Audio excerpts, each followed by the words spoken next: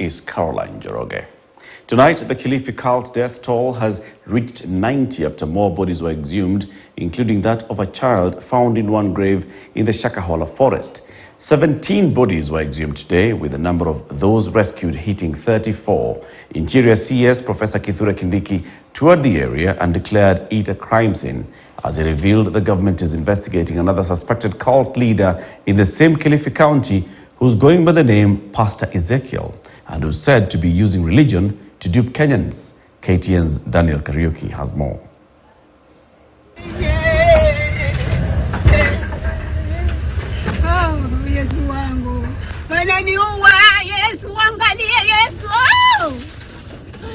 The irony of the rescue mission in the vast Shakahola forest.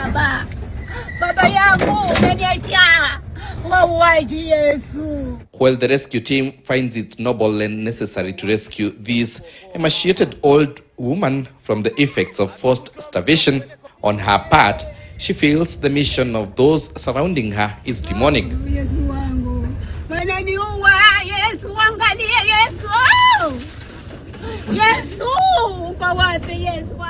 That is the extent of Paul Mackenzie's teachings that it has had to his followers who have vowed to starve to death as a means to hasten their encounter with Jesus. The woman and others rescued in the 800 acres land owned by the suspected cult leader Paul Mackenzie in Shakahola in the county of Kilifi, which has now been declared a no-go zone. The land has hit headlines locally and internationally, leaving Kenyans in shock. Tuesday, homicide detectives continued with the search for more graves on the 800 acres land, with the existence of shallow graves containing the bodies of some of his followers. The total number of deaths attributed to the cult now stands at 90 after more bodies were retrieved. And this is as at now.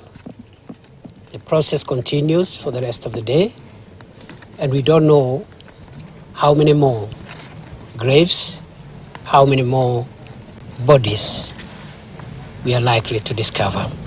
Up to now, we have also rescued quite a number of people, including 3 who have been rescued today, this morning. And I think the figure now is around 34 of those who have been rescued alive. The government on the receiving end, and more questions remaining unanswered concerning Mackenzie's activities. Interior CS Kithure Kindiki toured Shakahola Tuesday. The CS says no stone will remain unturned, and this will serve as a lesson to Mackenzie and others. Government has nothing to hide. We will ensure that we get to the bottom of this matter and establish the whole truth about what happened. The lives lost and the hurt and pain he has inflicted on the nation and humanity at large, he will pay dearly. We have cast the net wide to make sure we net and bring to book all associates, collaborators, and other partners of the evil Mr. Mackenzie. Kindiki says they are investigating another suspected cult leader. Meanwhile, 34 people have been rescued as of now. Several have been rushed to the Malindi hospital.